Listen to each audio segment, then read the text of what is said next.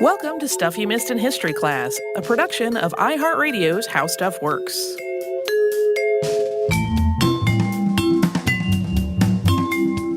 Hello and welcome to the podcast. I'm Holly Fry. And I'm Tracy V. Wilson. So, regular listeners to the podcast might recall a while back when we talked in one of our listener mail segments about a fantastic gift that we got, which was a set of the Chutzpah comic books that were produced by the Holocaust Center of Pittsburgh. Well, that listener segment led to us talking with the Holocaust Center about their upcoming volume of the comic, which focuses on women upstanders, real-life superheroes who stood up against wrong. And we decided to do an episode on one of the women featured in that comic. And we're also going to have interviews with some of the team behind the Chutzpah comic on an upcoming episode. But today we are covering Frieda Belinfante, a woman who is inspiring both as a musician and as a member of the Dutch resistance, who risked her life again and again during World War II in defiance of the German occupation of the Netherlands. She was born on May 10th, 1904 in Amsterdam, the third daughter in her family. Her older sisters were Dorothea, who went by Dolly, and Renee. The fourth Belinfante child was a boy named Robert Paul. Frieda would later say that her mother had wanted a boy when she was born and, quote, "I have a lot of qualities that could have been a boy, but I was a girl." Frieda learned around age 10 that she had another brother as well. This was a child of her father's that he had before marrying their mother, and this half-brother was named Hugo. Yeah, Hugo was not a constant part of their lives, but kind of came in and out as their half-brother, and she knew him for the rest of his life. Frieda's family is very large. Her father, Aaron Belinfante, had 9 siblings, and her mother, Georgine Antoinette Hess, had either 8 or 9 siblings. Frieda could not recall for sure in the interview she gave where she relayed that. Although the two sides of the family didn't really have much in common, and so they weren't particularly close. Like, they didn't all gather together. Though her father had initially been on track for a career in medicine, he decided at 21 that music was actually his life's path. And by the time Frieda was born, her father headed an Amsterdam music school and was a very prominent pianist. According to her account, her parents didn't raise their children in any particularly religious manner, although her father was Jewish. When she asked her father about religion, he told her that she should read up on all kinds of religions and see if there was something that appealed to her and that she could believe in. And from an early age, all of the Belinfante children played music. Aaron decided that Frieda should play the cello. And Frieda's sister Renee once noted in an interview that this was kind of a strange choice to give Frieda a cello because Frieda's hands were fairly small and she, quote, had to wrestle with that instrument. But Dolly played violin already, and Renee played the piano, so their father wanted Frieda to play a different instrument. In 1915, when Frieda was 11, her sister Dolly died of peritonitis, and Dolly was just 14 at that time. Naturally, as their parents mourned, this put a lot of strain on the family, and they really didn't speak about their loss very much. Within a year, though, Frieda's parents divorced, although the two of them had a cordial relationship from this point. As a teenager, Frieda, according to her sister Renee, grew up very fast. Renee also noted that her sister was very popular and that both boys and girls were crazy about her. Frieda was her father's favorite child, but when her naughty behavior put her in peril of being kicked out of public school, he gave her a stern talking to. Because he could not afford a private school as a music teacher, so if she got kicked out, there were no other options for her education. In 1923, Frieda's father, Aaron, died of colon cancer. He had been sick for several years, and at first he had let his abdominal pain go untreated. After an emergency surgery in 1920, he recovered for a time, and during that brief reprieve, he insisted that he and Frieda give a concert together. That was actually her first concert. Yeah, she did not feel ready for it, but he kind of pressed the issue and they went ahead with it. Frieda studied cello not that much with her father, but with a number of other teachers. And it was through one of them in 1920 that she met a woman named Henriette Bosmans. Frieda had been at the teacher's house when she met Henriette, who was romantically involved with the teacher. That teacher was the first cellist of the Holland Orchestra. And when Henriette and the man had a falling out because he had been cheating on her and she feared at the time that she was pregnant, Frieda was then left alone with Henriette and told the obviously upset woman that she could tell her everything. Frieda and Henriette were soon romantically involved, and they lived together for 7 years. Henriette was already a well-known composer. She was in her 20s when the two women met, so she was older than the 16-year-old Belinfante was.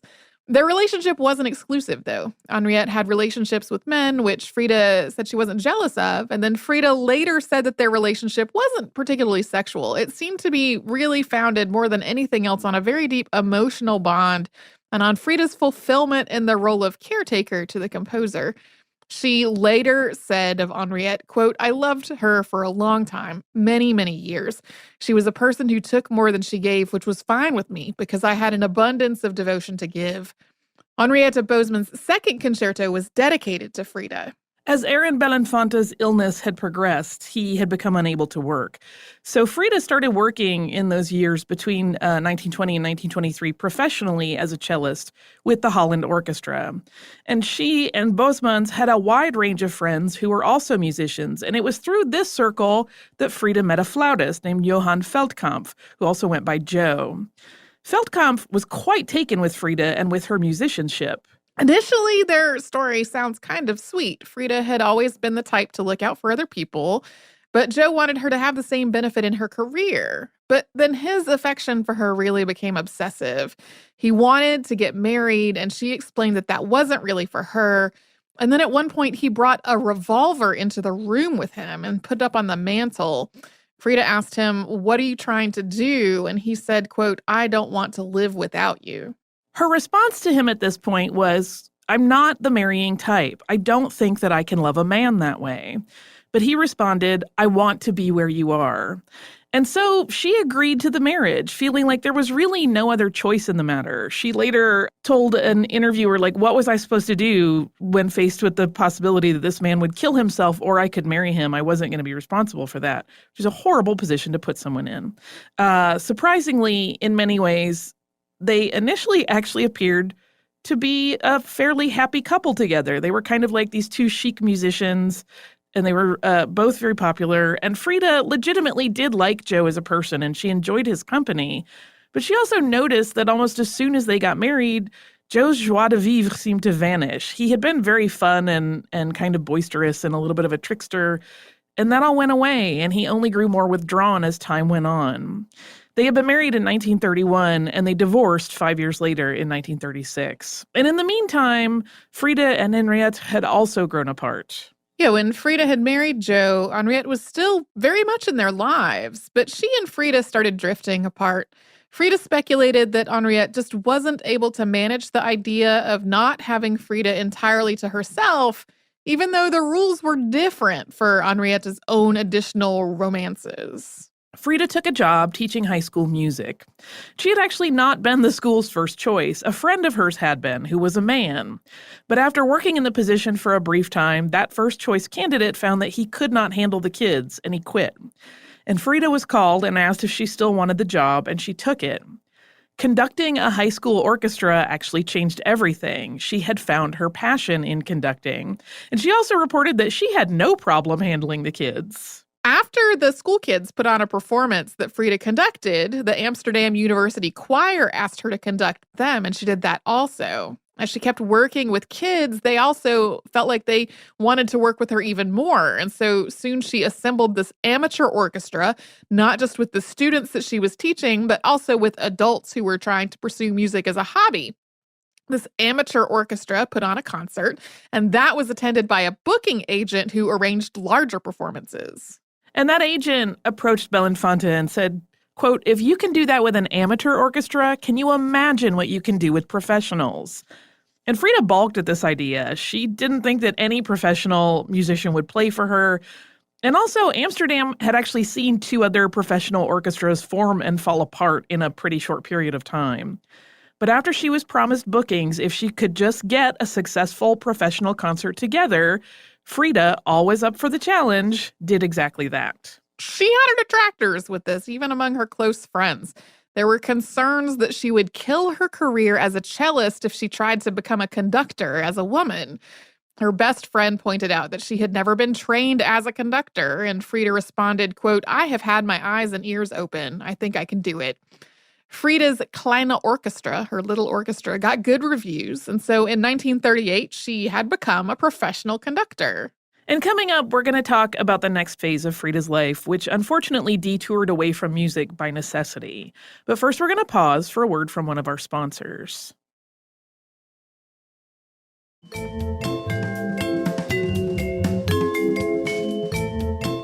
In 1939, Frieda took a drive to Switzerland, and she was going there to take a series of lessons in conducting that ended with the 12 enrolled students in the program competing as their final exam. And the winner of that competition would get to conduct a professional Swiss orchestra. Frieda was the top student, and she won, but she never got to claim her prize because World War II put an end to her conducting. German troops occupied Holland on May 10th. Frieda's brother Robert, who was a doctor, went silent after this invasion, and with no communication from him, the family understandably became very concerned. It turned out that Robert and his wife had died by suicide. The family found out when a stranger told them. Robert had left his mother a note explaining that they had made the choice to die rather than to live in the world as it was. Frieda said in an interview late in her life that if she had been there, she would have told her brother that the world hadn't changed. Quote, "The bad part just came too close."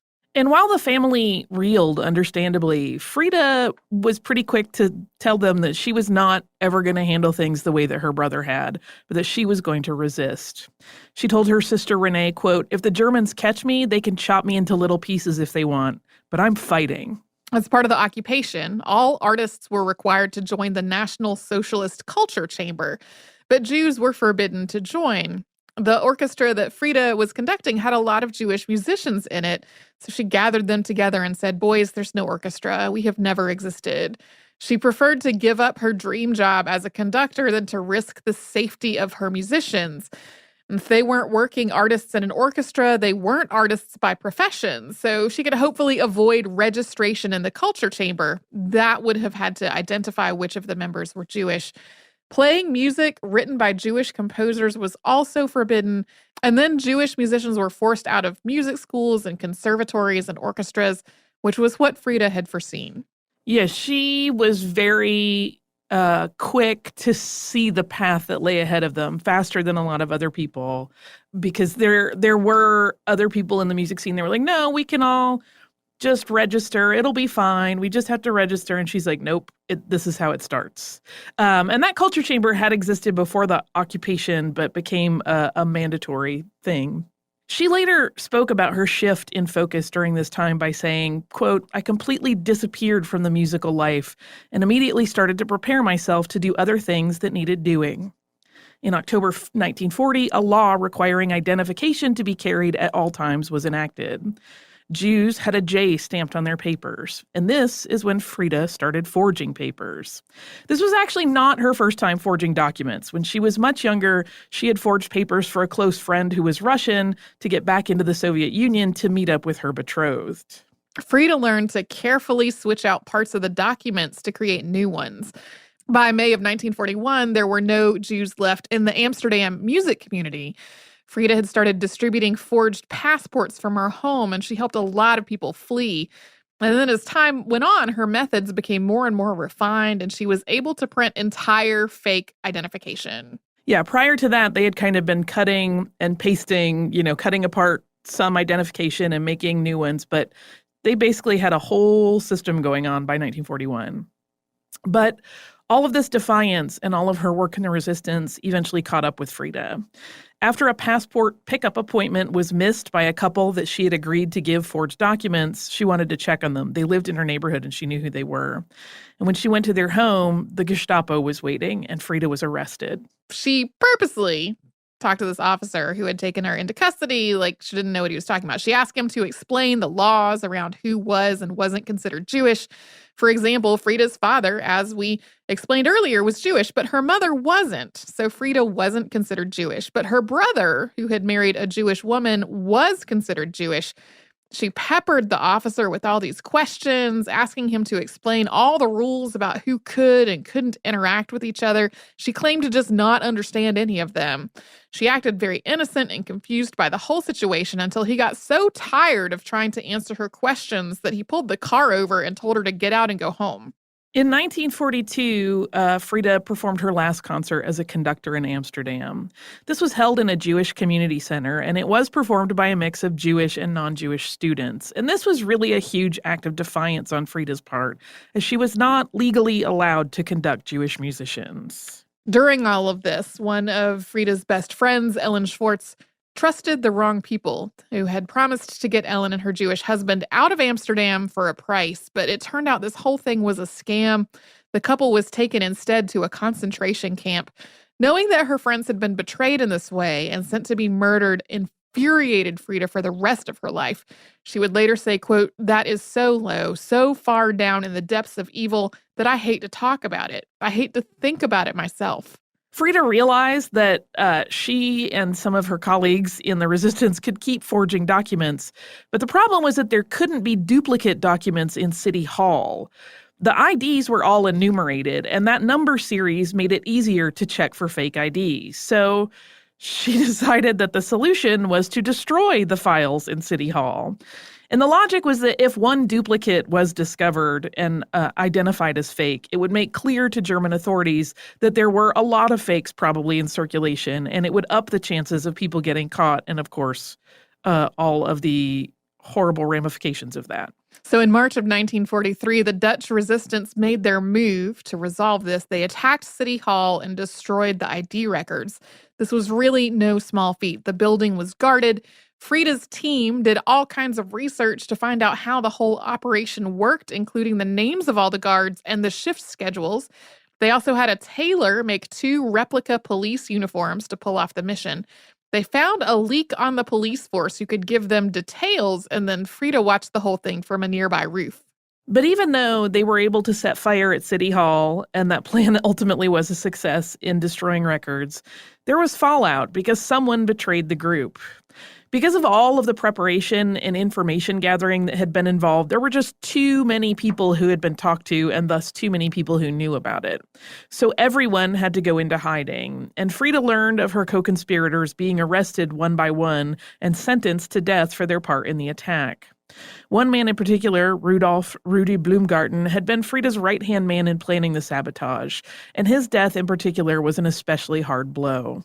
After the destruction of the population register at City Hall, the Germans were really intent on capturing all of the conspirators. But Frieda was always determined to keep going. She stayed on the move. She never stayed in one place for too long. She also disguised herself as a man, pitching her voice lower to complete this illusion whenever she tried to move around in the open. Frieda had some wealthy contacts, partly through her career in the arts and partly through family connections. And so that offered her an avenue to secure additional funding for the resistance as things got more and more difficult and times got leaner. One of the things that she talked about later in her life was that she went to the head of the Heineken family, who was running their successful beer business, to ask for help. And this was a huge risk. She didn't know for certain if he was sympathetic to the resistance. She talked a lot over the years about how she felt like she got really, really good at being able to read a person just by looking in their eyes. And in this case, her instinct had been correct. He was sympathetic, but still, there were obstacles. So the Germans were tracking the company's finances, checking to see where all the money came from into the business and how that money was being spent. So finally, he asked Frieda, "Do you have an idea?" And she actually did. She said, "Buy my cello. They're pretty costly, you know." So they were able to have this completely above board transaction where she gave him her cello in exchange for the money that the resistance needed. She also got that cello back when the war ended with no problems whatsoever. Even as her efforts were leading to really meaningful actions and successes for the Dutch resistance, Frieda also recognized that she was soon going to run out of luck. She also knew that anyone that was even suspected of an association with her would be in danger. To further complicate matters, while lifting a heavy iron bed that concealed a trap door in one of the houses that she sheltered in, Frieda got a hernia and needed to have it operated on, which just made all of this very delicate time of being nearly discovered all the time even more complicated. She used a false name, and she went to a doctor that had been recommended that she later described as being, quote, on the right side. But fewer than 10 days after this surgery, the plan for her to flee had to be put into motion. It was time for her to move, and she did.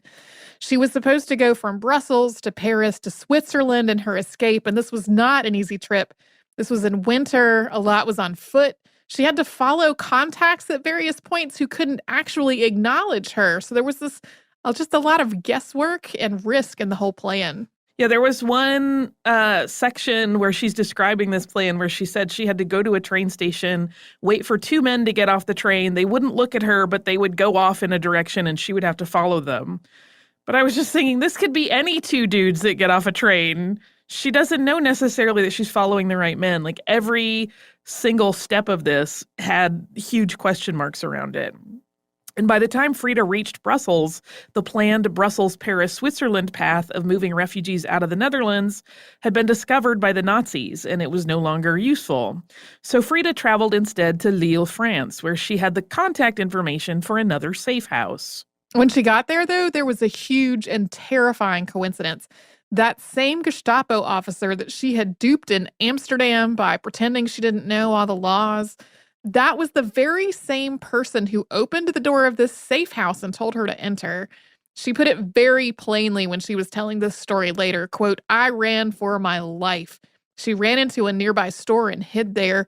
Once she was convinced that the coast was clear, she left and she made her way to Paris. After several weeks in Paris, she traveled with a contact in the resistance she had made there named Tony to the Swiss border, and this was in February of 1944. Tony was pretty open with her that he was fearful because he looked obviously Jewish and he thought he might put her in jeopardy as a consequence.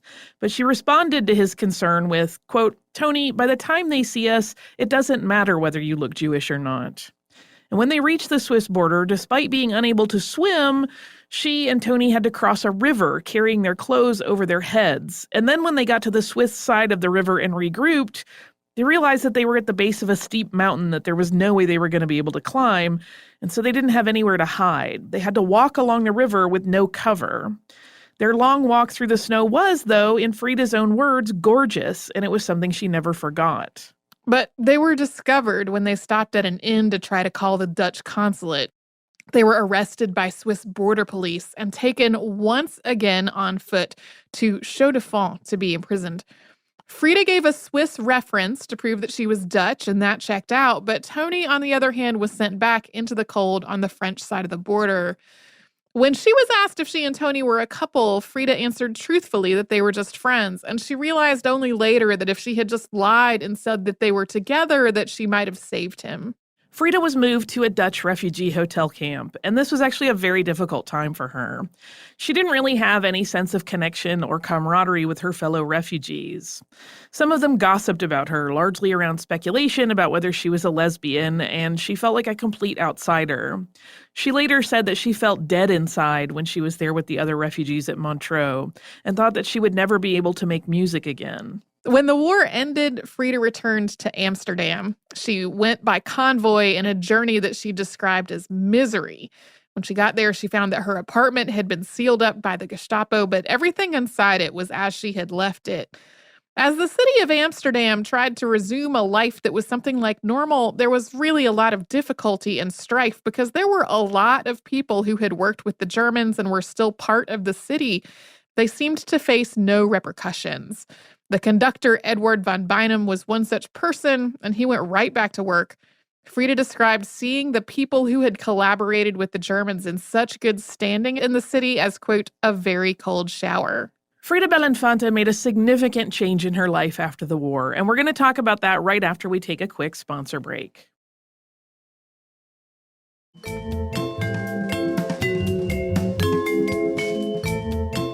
Frieda, understandably, did not really feel like herself after the war ended and she returned to her home. She described this period as a time when she felt no joy and she didn't want to build anything.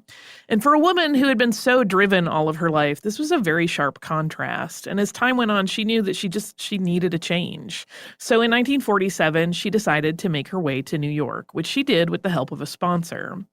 But when she got there, she found she didn't really like New York all that much. She had tried to make connections to get a job as a cellist, but after an agent told her that the cellist she already represented couldn't get enough work, that woman then asked Frieda what else she could do, and Belinfante offered up a headshot that listed her as a conductor, and the agent said, "That's worse." And so Frieda said goodbye and she left the office. After that, she decided to travel the United States and to see where felt like the right place to make a new home. She was staying with the sister of one of her friends from school. This was a woman named Minnie. Minnie bought a little car and took some vacation time, and the two of them set out to see the United States together. Frieda found these travels incredibly refreshing and restorative. As they traveled, no one knew who she was or what she had been through, so she didn't feel the oppressive shadow of the war in the same way that she had back in Europe. When Frieda and Minnie got to California, Minnie sold Frieda the car. This was a Crossley that Frieda described as being like a sewing machine. Minnie went back to New York, and Frieda stayed with a friend that she had made when she was crossing over from Europe. This was a woman named Ivy Fraser. Frieda and Ivy bought a house together, and similarly to her relationship with Henriette Bosmans, she said that her relationship with Ivy was, quote, low gear sexually, but the two of them were very close. Frieda worked for a while at a university as an assistant conductor and a music teacher, but soon she realized she could make better money playing for movie studio orchestras. And during this time, while she was taking a lot of freelance work, someone recognized her name and asked if she was related to the famous woman conductor from Amsterdam. When she told him no, she was not a relative, she was that woman conductor, he was at first incredulous because she was taking these little piecemeal cheap jobs in Hollywood, and it just didn't match up in his head. Then he offered Frieda the chance to conduct again, although he was clear that it would not be for pay. She didn't entirely believe him, but then he told her that there were a lot of musicians in Hollywood who were making a living playing Foley and doing accent sound for film, but they never got to play in concert, and he said that he could pull an orchestra together from these folks. And he was true to his word. He put together an orchestra, and they all met for the first time in the Highland Avenue High School auditorium. And just as Frieda had found her passion for conducting in a high school initially, that spark was reignited in another high school, this time in Los Angeles. And when the first session ended with these new musicians, Frieda asked all of them if they would like to come back the next week, and they all said yes. Soon, their little orchestra was booked at the Redlands Ball in Redlands, California. Frieda called it, quote, the most poetical concert that I remember. She gave 12 curtain calls. After this triumph, people in Orange County started asking why they didn't have events like this one that had hosted Frieda and her orchestra. And that was the catalyst for the formation of the Orange County Philharmonic, which named Frieda Belinfante, who was 50 at the time, as conductor. She was the first woman principal conductor of a professional symphony orchestra, and by her account, she initiated every program that they ever had. She also had to educate the community about music, and one year she gave 75 speeches trying to do so to drum up support for the orchestra. They had really rave reviews and well-attended shows, but when Frieda's first 5-year contract was up, she was told it was not going to be renewed and that the symphony was being disbanded. There are different versions of exactly how things played out. Frieda believed that gossip about her lesbianism was part of it. She said of this time, quote, I've always been approached by the women. I never had to go after anyone because they were always after me. I was plagued by it in Orange County. These people I didn't ask for. I wasn't after people. They were after me all the time. But then, of course, when I didn't follow through, they became nasty. Arts advocate and Orange County Philharmonic founder Elaine Redfield told a different version of the story, one that had more to do with community politics in the arts in the Los Angeles area. She said in a documentary interview years later that the director of the LA Philharmonic had been threatened by the Orange County Philharmonic and that he had simply used his influence to push the OCP out of existence. This was a time with a lot of changes for Frieda. In addition to her job in Orange County ending, she also split up with Ivy Fraser, and the house that they bought together was sold. Frieda moved into her own place in Laguna Beach. Frieda gave her last concert as a conductor in the late 80s in Laguna Beach. And soon after that, it became apparent that her hearing was failing. She started to think that the musicians were playing out of tune, specifically the strings. But it was actually her hearing that had changed, and that was a painful realization for someone who so deeply loved music. Frieda and her partner at the time, Bobby Chambers, moved to Santa Fe when Frieda retired from conducting. But then she was diagnosed with cancer not long after that, and that quashed Frieda's plan for a languid and quiet retirement.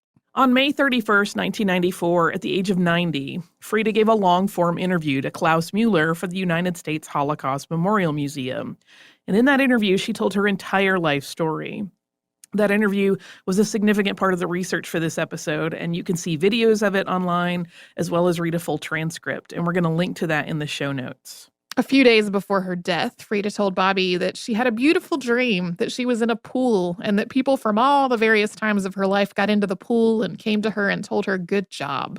Frieda Belinfante died 9 months after her interview for the Holocaust Museum. And after her death, Elaine Redfield said of her, quote, "She was an excellent conductor by any standard. But the world wasn't ready at that point in time for a lady conductor. It was a shame. She was enormously able."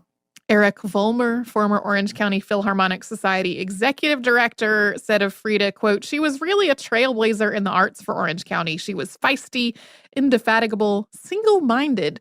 But more than anything, she really cared about music, and she wanted to share the art with a broad-based community." Frieda was a very quotable woman. If you watch those videos of her or read that transcript, you realize she whipped out a lot of zingers. And not only was she a resistance fighter and a top-notch musician, she also had a way of seeing the world with great personal confidence and clarity about her position in it.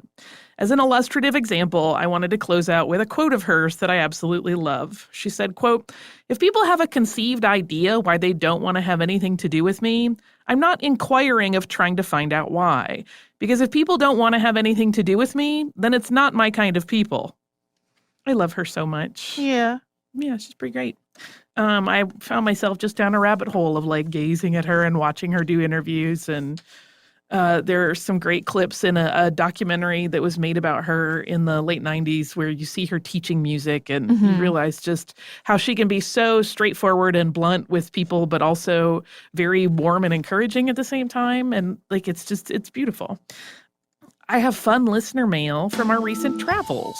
Tell me. So, as people may know, we were recently on tour. We did the Texas leg of our tour this past week. And while we were traveling in Houston, one of our listeners named Annette brought us a beautiful Alphonse Mucha postcard. And she and her husband were both at the show, and they were absolutely lovely. And we feel so lucky anytime we get to do those shows and meet listeners and spend time with them, and we all laugh together and have meet and greets, and it's super great fun. And I really like this postcard and wanted to read it. She writes, "Tracy and Holly, we enjoyed listening to the podcast on the defenestration of Prague before visiting Prague and Budapest earlier this year. There is so much we don't learn in history class about this part of the world. For instance, I was an art history double major and never heard of the artist Alphonse Mucha until we planned our trip. A visit to the Mucha Museum was a highlight. I bought this postcard for you there, and thank you for Missed in History."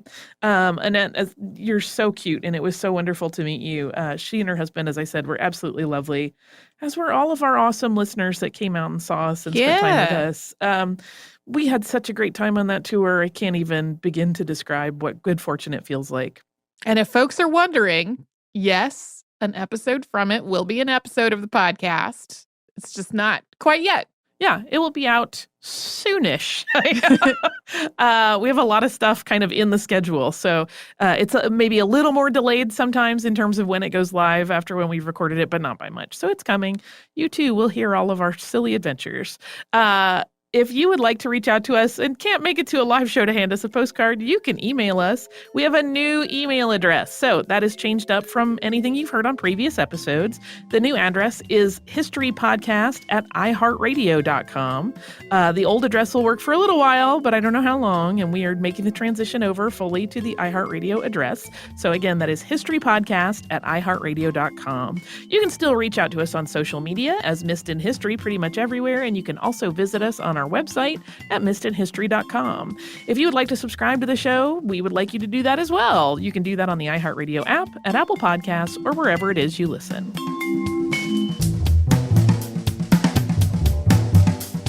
Stuff You Missed in History Class is a production of iHeartRadio's How Stuff Works. For more podcasts from iHeartRadio, visit the iHeartRadio app, Apple Podcasts, or wherever you listen to your favorite shows.